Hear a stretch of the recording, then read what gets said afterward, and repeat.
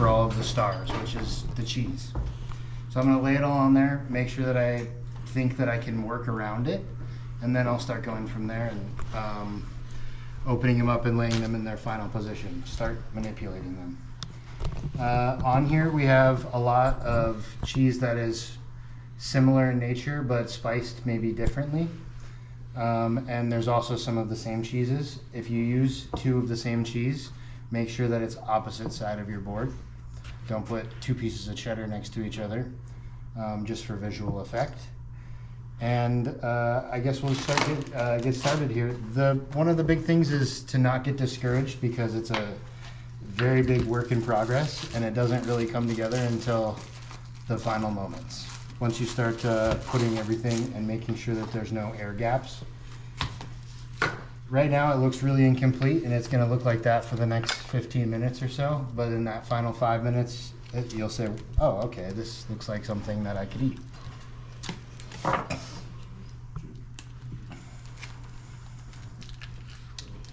When we go shopping for cheese to put on the board, we're just I look for different flavors, I look for different types of cheese naturally. But that can really get you only so far. One of the big things is that everything can flow in a cohesive unit on the board. The big one is the chocolate, and it's molded into like a goat cheese log. I wouldn't want to put that next to something else sweet on the board, basically. So your blue cheese goes next to the sweets, and your hard cheeses are going to go next to your fruits.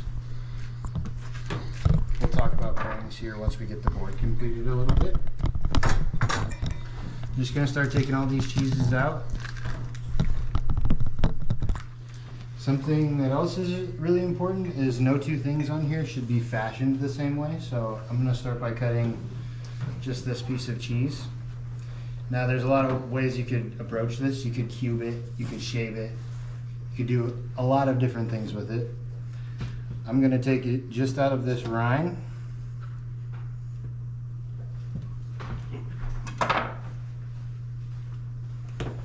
And then I'm just going to cut it all the way back up to the top in a good bite-sized portion.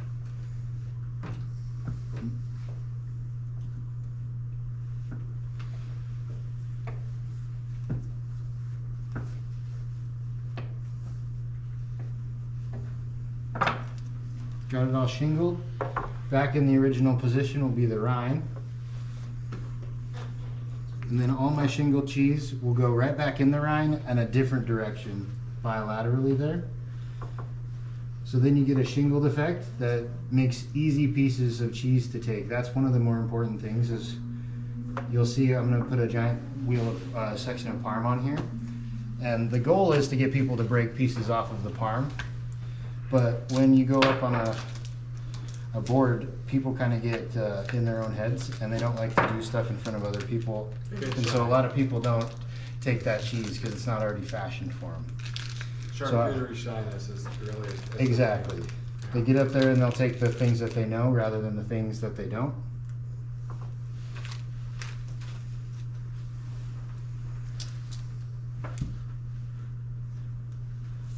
Blue cheese has its place everywhere. It's not for me, but it has its place. I've made thousands of these, and I can taste blue cheese if it was mixed in the same bowl, and I absolutely hate it. But everybody likes some blue cheese, so I still find a necessary place for it on every cheese board. It has all of its pairings, and almost no other cheese pairs the same as blue cheese. You can get a lot of other things out of blue cheese than you can any other cheese. Brie is really easy. Starts as a ring, goes on the board as a ring. I'm only going to cut triangles out of it, just like pizza.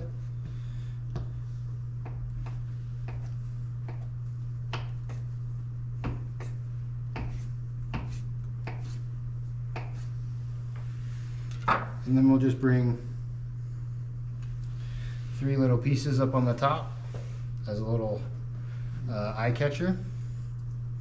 As a rule, we build food as tall as possible. The closer that I can get the food on the plate to your nose and your mouth, the more I can charge for it. and there's something to be said about that, because if you get it too high, sometimes you get these like giant towers of food, and it's just like, oh, kind of daunting. But yeah, at a rule, we always work in odd numbers, because there's a middle for the eye to see, and the taller I can get the food, the better visually it will look to the customer.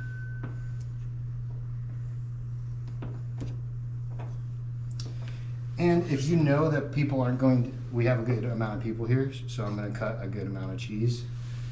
If you know you're not going to have a good amount of people, and you have the whole block of cheese, cut half of it. Use the other half for making it look pretty.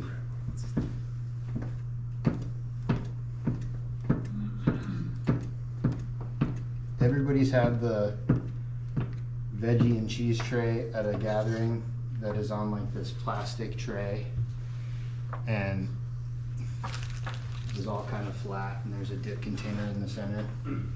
This is exactly that. I'm just not making it all uniform. There's no symmetry. There's just a little bit of fun. I don't have any method to the madness. I don't like list these things off in my head and make them. I'm just putting it on this board where I think it'll look good in the end, essentially.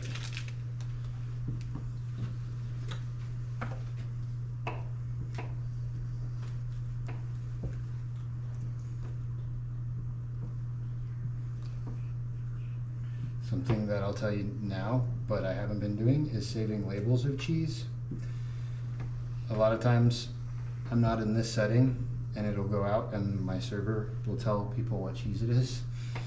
And so I don't have to worry about that, but in this case, people would like to know, so always save just the front label on the cheese so that you got a little ammunition in your belt when people ask, what kind of cheese is this?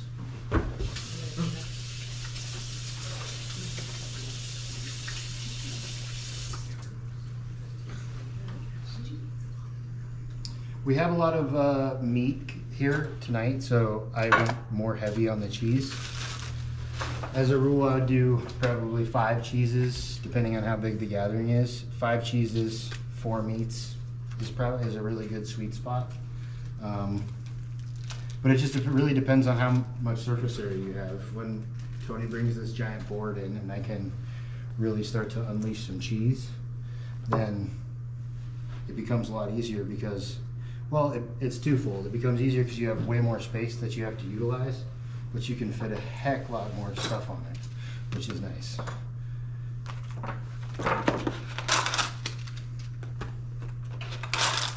I was showing Tony, this is a cool cheese. It's called Tête de Mont. It's a French cheese, and it's made by monks in France. I couldn't believe they had that IB. Are they the same ones that make charcuterie or chartreuse?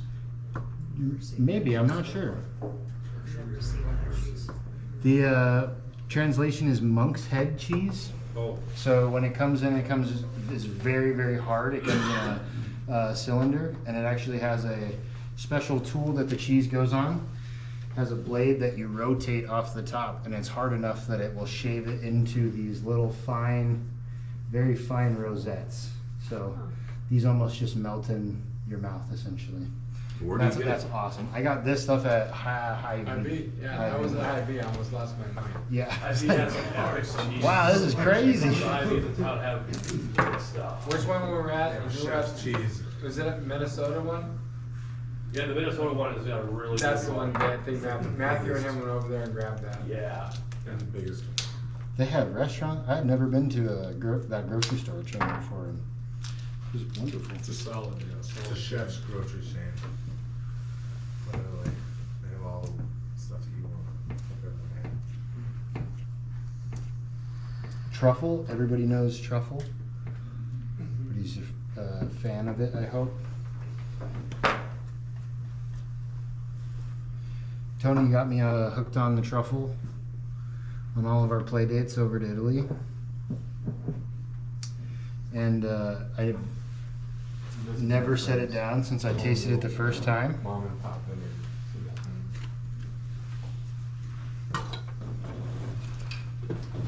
So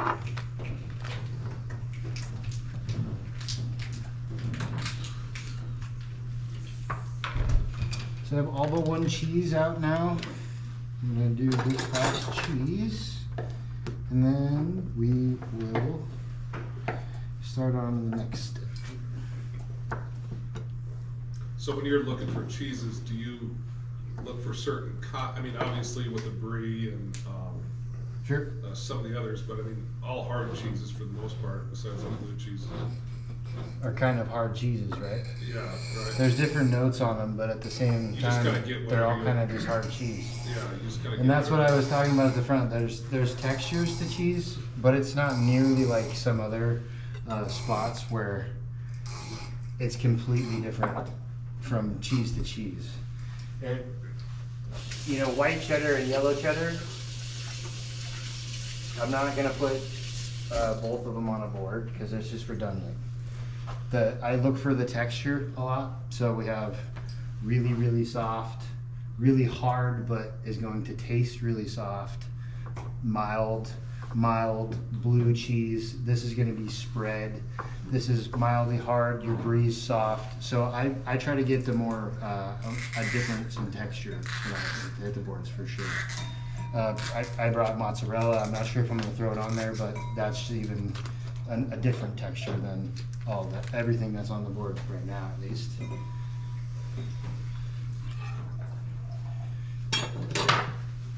We do cold smoked salmon in the restaurant, so I picked some of that up.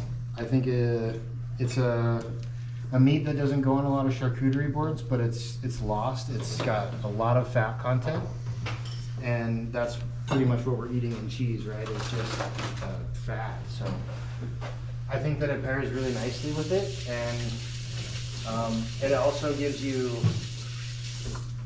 when you coat your mouth with, when you eat chicken wings are served with ranch and blue cheese dressing because they're fat-based dressings, and they'll actually coat your mouth with a layer of fat, which then lets the chicken wing be hotter because all of that capsaicin in the chicken wing is going to attach to the fat that just coated your mouth.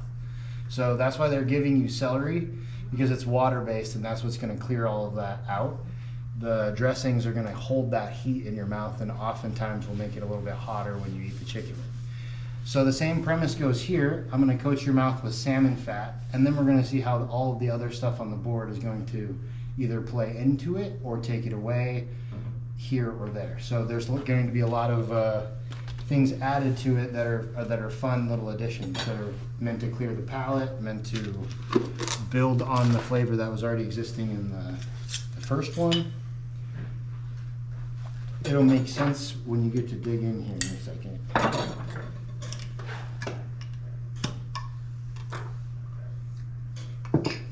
I got all the cheeses on there. We're still looking at all of the negative space in between all of the cheeses, and that's where we have to start building and getting kind of creative to put things like jams, really, really soft spreadable cheeses. We're going to start putting all of the things. Sun-dried tomatoes. For the holidays, this stuff can all be bought right off the shelf and put it right on your thing. You can just put the caps right back on, save the lids, and they can go right back in your fridge for the next board. If you want to get really fancy, you get the little cups that you can put everything in and decorate the board and whatnot. But a lot of these are nice little containers. I don't think that looks bad. It's probably just as good as you could buy from a store, and you set it on there.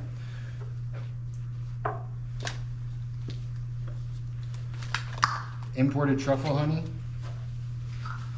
Just send this around. That's the stuff like we're talking about. We're talking with Dennis and some other people. We're starting to bring over some stuff that, some of the different boutique wines, some truffle honey, some of the truffle cream, some olive oil that's incredible. Stuff that we can get that you find in New York because they have great importers. So we're going to try to start bringing some really cool stuff in that you don't usually always get to see. A lot of truffle stuff done in mass-produced quantity is not really great. They use extracts and oils to imitate the taste. And that is 100% honey and literal white truffle. So there's no faking it. What does something like that cost? That jar, probably 15, 20 euros. Not so bad. They make them in smaller and bigger quantities, obviously.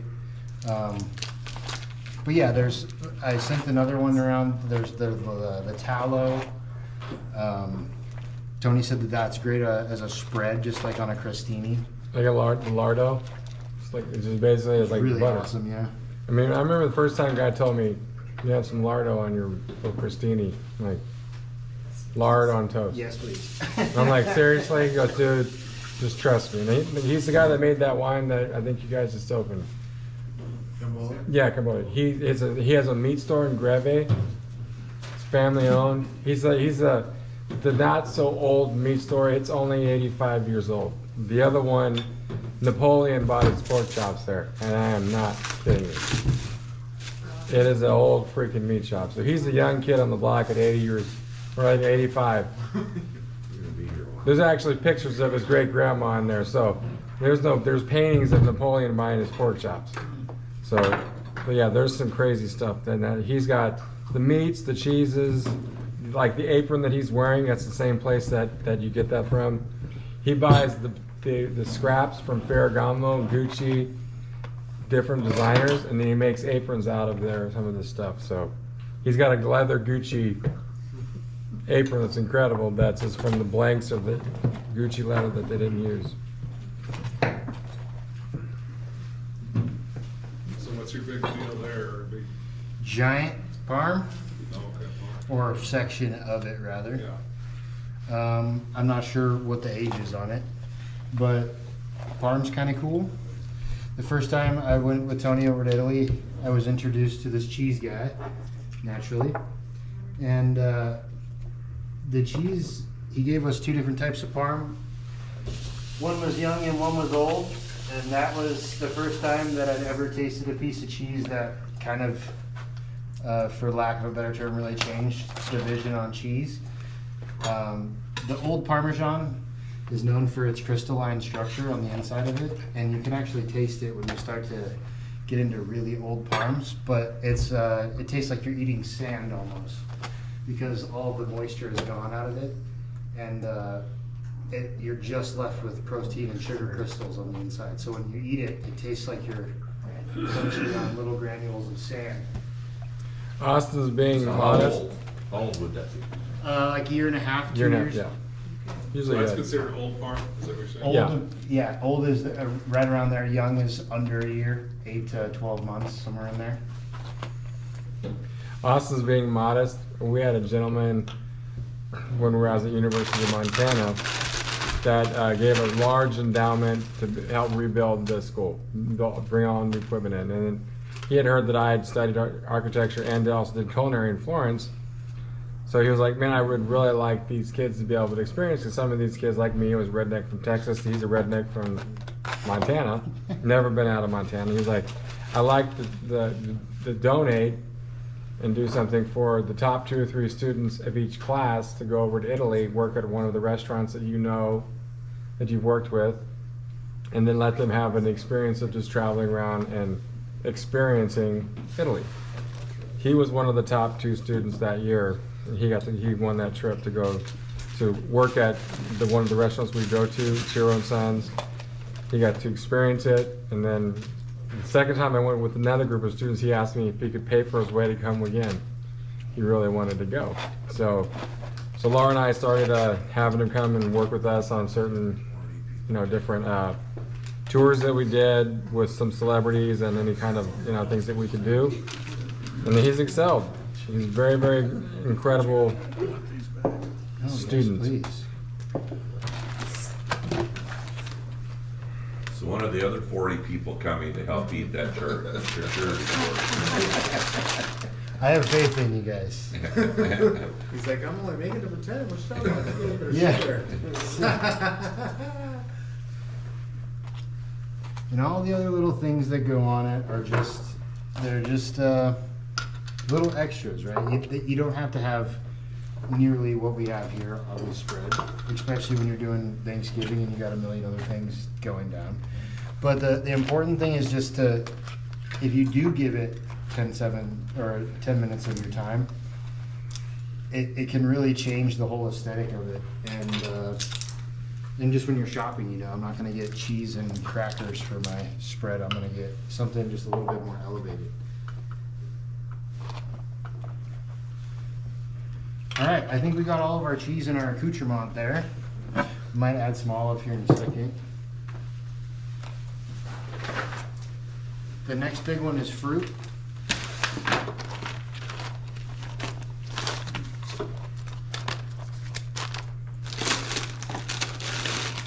Grapes are the easiest for a charcuterie board. They take up the most space. They're also pretty visually appealing when you can stack them on each other, because they create that height that we were just talking about. So I'll make a pile. Ivy coming in clutch again today with these beautiful midnight finger grapes. Yeah, those are cool. Wow. Not as fleshy, but high juice content. I got pears. I got Hy-Vee's giant pomegranate, apparently. One thing that working Apples and mangoes. with catering, and I've done that, is that's how I started, was with the catering company. Then I started with doing some travel in Rapid City. But like he's telling you, when you're cooking and you're doing it time and time again for 300 people, that's why when somebody goes, hey, I got a little thing for 25, 30 people, is that gonna be too much? I'm like, dude, that's kid stuff, man.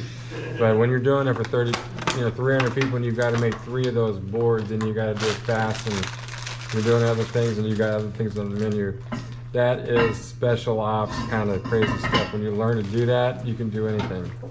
That's why when you were telling me you're gonna buy that event center thing, having the facilities or a kitchen to do that stuff in, and having the space and be able to lay stuff out is so luxuriously awesome. When you don't have that space, when you're working in a small little area, when you do get the bigger areas, it's life-changing. These I brought around, or I brought from home with me. They're just a candied pumpkin seed. I'm gonna mix them with just a standard mixed nut.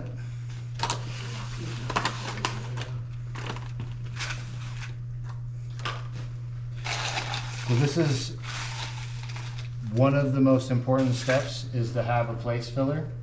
All of the negative space on this board needs to be filled up. I don't want to ever try to see the bottom wood. I just want to be able to see this drip well around the outside. Sometimes you'll see a little bit there, but I don't want to see anything in the middle. So I'm going to take these nuts and I'm going to start dumping around my piles.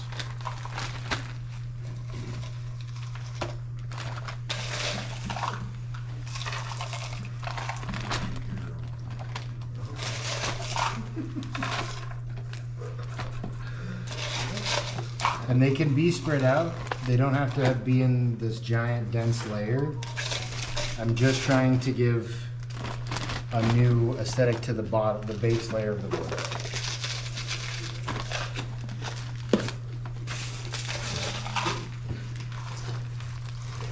Did you get to try it tamale, Tony?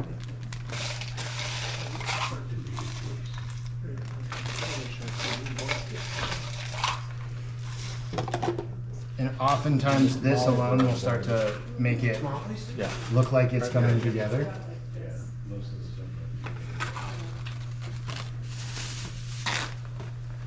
Tony hates my knives, but each knife has a special operation, as he said. This is really, really thin. It's meant for vegetables, and it's also very, very flexible. So I can get crazy turns on it if I need to peel something. And it's thin enough that I can cut these razor edge pieces of apple something that I explain every time I do one of these is the way the food is manipulated is a huge part of how it tastes.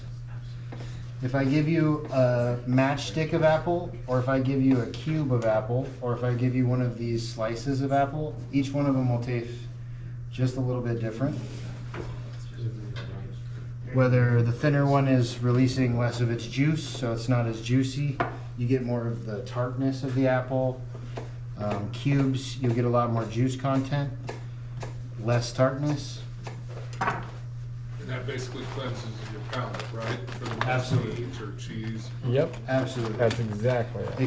It can cleanse palates. It can pair with a cheese. It can do a lot of things. But everything on the board is meant to be edible and is meant to be eaten either with something or pair with or accent something on that is also on the board.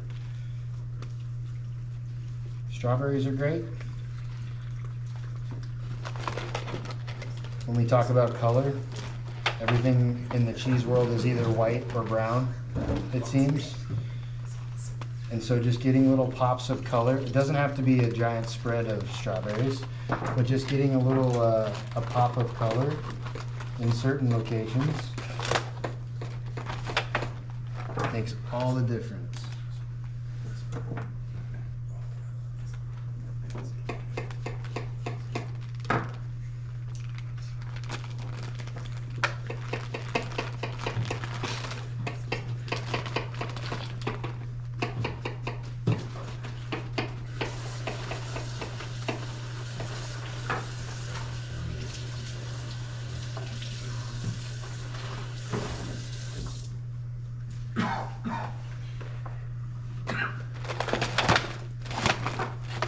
So how about those Aggies, Tony? Pretty impressed with them this year? I'm not jinxing them, okay? I'm a very superstitious person. But hey, we're 9-0. I don't want to talk about it. I mean, yeah. I hate Texas. We all hate Texas. Oh my god. Yeah, Not I'm the just like state, the crossing short myself, horns. you know, hey, what? The Shorthorns, not the state, the Shorthorns is, yeah. Who's the guy that's doing the Daisy Dukes for the punter guy or the kicker? That's Oklahoma. It was Oklahoma guy. Yeah, I was like, dude, that guy is awesome. Because I had a bunch of buddies we were talking about. I said, if you got to do that to freaking kick a goal every time, I would do that in a second. That guy comes out there and gets balls. Yeah, he's a lefty. He's a lefty, so this is his first year as a transfer for Oklahoma. And first field goal attempt, he misses. Yeah. And I'm like, oh fuck, here we go. You know, we got a shitty left-footed kicker. Now he's hit like 15 in a row. Yeah. There's all these memes with 50 this plus. guy. He's got shorts shorts on. like here. His football pants come here. Well, they got memes of him wearing the Daisy Dukes doing his little kicks, you know, with his Daisy Dukes. So, you know, And he talks smack after he drills does it. talk shit. I love the guy. I love anybody that can like back up their stuff like that. Well, we've got Bama Saturday, so. Man, that would be so nice if you guys could do that for me. Oh, yeah. I hate when the hash is made. There's no reason I ever hate them. Just put it on his hand, just hate. Yeah.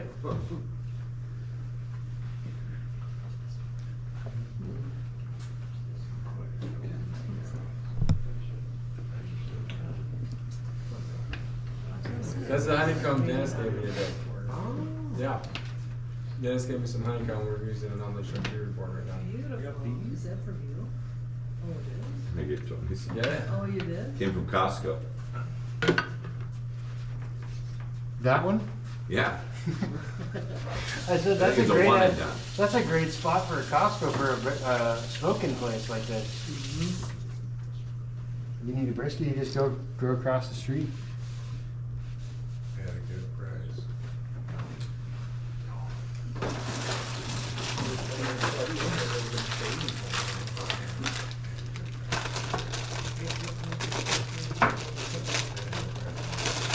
I'm gonna skip the large stuff and I'll do a little video of it and I'll do it later because we're kind of running over it a little bit, but the rendering is large, just to give you guys an update. And it's all you do is you take a big pan of the chopped up your beef tallow, whatever you've got, stick it in and you wanna use 2 hotel pans, those disposable pans. That's so And you wanna fill it full of water, and you're gonna salt the heck out of it. You're gonna put so much salt. Put some in it. more on it to look up at. So you put salt I can see water, at the top put of your salt head. over it, and you fill it up. And try to cover the meat, and it's gonna be pretty full, so you gotta be careful. Stick it in an oven at 275 for about 4 or 5 hours. I'll make it Just kind of take a wind spoon every once in a while, kind of mix it around, move it around. After that 4 or 5 hours is done, get a cookie pan or cookie sheet, and be careful and put that pan on top of that, and give you some rigidity. And then I'll show you the videos here, or some pictures in a second. You're just gonna pour it through a strainer first, and you get all the meat pieces out, or the pepper, whatever's still left in there. And then you're just gonna put it in those 2 pots, and you're gonna stick them in the fridge, like you see right there. You see that white lard right there, or that white tallow? You're just gonna stick it in the fridge overnight, and let it harden up. What's gonna happen is the salt and the water and all the impurities are gonna be pulled down to the bottom. Then all you gotta do is you just cut out the top, take a little brick out, and what I'll do is on the very bottom, I'll shave it off, because it's gonna be a little bit browner, and it's gonna be beefier actually. And then I can set that aside, and then I actually heat that up again, and then I cool it, and I take that off, because that's gonna be the beefier stuff that you're gonna wanna use for frying a steak, or Now look at the cooking a meat if you stew, or something like that. It's a great, so I'll Perfect. separate that, because it's not gonna be pure tallow. I mean, this is gonna be almost like you can use it for lotions, for pharmaceuticals, because that salt water has stripped everything out, and that is pure tallow. And it's really good stuff. And then I cool it off. What I was gonna do tonight was I was gonna heat that back up, and then pour it into the jars, hot, and then it basically just turns it, you're canning it, and when it becomes shelf stable, I would keep it in the freezer because it's like $40 a jar, maybe even more now.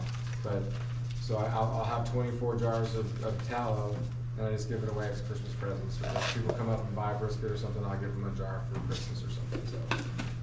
Yeah, I'm promoting healthy eating. Yeah, tallow and skincare is all the rage. Oh, I know, I get so many people, I'm like, I get some, like, can I use your tallow? What? I'm gonna make makeup and stuff. I'm not rubbing my towel over your body, I want you to be cooking the steak or doing something. Mine's cooking on Yeah. me. But yeah, then my daughter starts telling me, oh, that's the really good stuff. You can probably sell it for more. I know. Skincare. Oh my gosh. For Like, Christmas gifts Carly, last year, they all got the amount of $2 information and stuff I don't know about that I learned from her is nuts. It's called tea, I guess, the tea, the gossip. What's the tea? What is the tea? I learned about more tea from her than anything ever. And then that like my son Wyatt can pull. I didn't know what the heck that was. He can pull, means he can pull good-looking girls. I guess what it is. Like I was told, like, yeah, why he can pull, and I'm like, like pull-ups or no. What's he pulling? Yeah, what's he pulling? Like, no, he's able to My truck can pull too. So, yeah, I learned all these little. I never thought I was gonna like. That's crazy, isn't be it? one of those guys that All like. this coming together. I always thought myself, I'm pretty hip. I'm gonna be watching MTV when I get older. You know, I love music. No, I'm I old. like the It's honeycomb over. on it too. I've hit that Yeah, point it's where cool. That's a great. I don't even know Yeah. what's cool anymore. It's over with. I gotta ask Matthew half I the time. remember What's cool? You know, 'cause this is What's cool? For whatever, Don't believe this is your cool. kids and for you get all everything the they music tell on you. this. I think they tell us I stuff got just to make us 21 and feel 19. There's some of our favorites. I love the high school. Everybody loves Same it. school as they They think. do. They can do what they want. Yep. They see this You guys thing with tried all this these one already. options. You and this was that one that was the super testing from Adela. This is, if you want to try this one, this is the Bosnian Croatian one. That was awesome. I mean, I love that wine. And it's a really lovely price point too.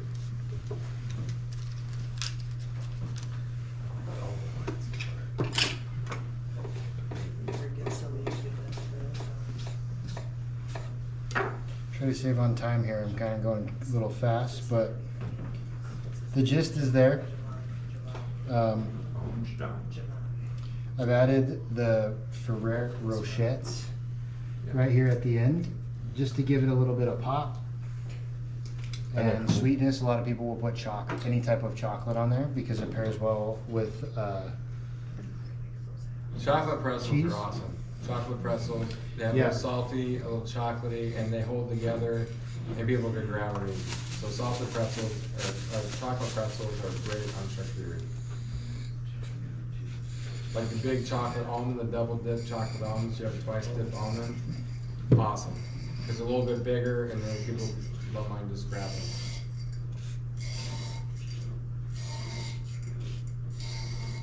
Should I'm we really do fresh wanting to see plates? your face when you try this one. I don't know. I mean, I'm like, you might go, "Oh, this is horrible." You'll know soon. Okay, I'm gonna wash your glass out. Which one is so you can have a fresh glass? Oh. Who wants to try this one? I'll try. I'll do the little rinse out real quick. Thank you. Yes. Because I really want a true opinion on this one. Thank you. Which one's that one, Tony? You want to share? I'll try it. I don't like, I was told you're not supposed to rinse them out. Really? Even if I dry? Well, if you dry them, it's all right. Yeah, I'm drying. But if you ever taste anything, it's if you're tasting wine, like going different reds. I'm or gonna whatever, do what he you says. don't rinse them out with water. This one was. The proper way would be to Which one I gotta try? drain the water out Yeah, and okay. kick the Okay. wine in the glass and hit a hard swish with the wine to coat the glass in the red Yeah. If wine. you do that, you can And do then that. you dump that first splash out and then. But a lot of times when you're like Wine tasting, that doesn't. wine happen. tasting, you'll Still very much put like water in there and drink it and then pour something else in it, but yeah, you don't want that. But Do if the you, same thing with Busch Lights. I think we could I probably. wash my glass out. It was like. Good, I like how he puts his. Poor guy. Busch Lights. How do we want to dish up this one, Tony? I have a 30 rack in my fridge. We're gonna put it on thinking I'm gonna start cutting brisket right before, so just let me know. Don't get me wrong, that's one of my best beers in there. Your knife skills are amazing. Yes. we don't care what Tony says. Wow. I thought I had cool knife skills out of nowhere. Beautiful, thanks. I want to see what you guys think.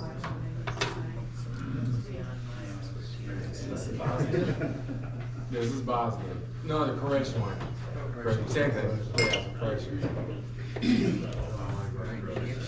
I'm going on Monday. There's so much beautiful It's places. gorgeous. The islands are incredible. Quebec. It's a blend. It's a blend. It's a Bordeaux blend. I like it. It's about $12 a bottle. Yeah, That's a wild ride. It's nice. I mean, it is a complex. Is that retail Bordeaux. over there? That's what I got it for on the yacht. Cause I had to do the whole, the APA, you know, just completely getting the outfitting of the yacht, wine, food, everything, the menu's done. So I had to go through all these wines, and they did not have them. I wanted to do a true Croatian experience for people that's never drinking the Italian wines in Croatia. I did almost all Croatian wines. I did great research. I asked the sommelier if I'm going to see over there again.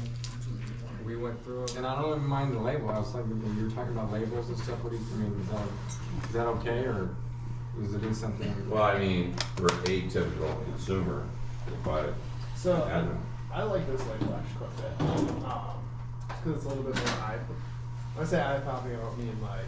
Like the all red full- label is terrible.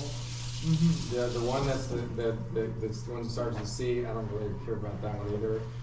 I like the Petrillo one, that's the Poggio over here is pretty cool. Yep. But the other ones like it is like, you need to do something different. I do, like I said, I like this And yes, this label. me as well. Because it does have a really nice contrast on it. Right. That shelf, kind of, oh, what's that? And then it's a bunch of random letters you don't know about. Holy shit. You're like, oh, okay, let's try it. Something different. Yeah. It's not the same Italian name that I've seen everywhere. Well, labels. But it are was big. on the shelf for $15. And labels are big. I mean, Orange Swift, that's all. Small vineyard. Yeah. Okay, I'm gonna grab the brisket and we're gonna slice it up really quick here. One thing I didn't talk about was bread. Bread goes awesome with everything. I'm from Montana, so we eat bread for like dunk buckets or like plate mops. Bread isn't going to pair with anything on there. It's simply a vessel. But what it can do is if you eat something really bad on there that you don't like, bread will take it out. So, you know, you can eat a piece of fruit, hit it with a little bit of moisture, and then hit it with a piece of bread and it'll. Where in Montana is home for you then? I was born in Great Falls and I lived in Ulm, Right on. which is just outside of Great Falls, maybe like 150 people. And then I moved to Missoula. So I've been to Missoula for 13 years now, I think. I've lived in Missoula for a decade. That's where I got Yep. my college degree from. Heck yeah. Yep.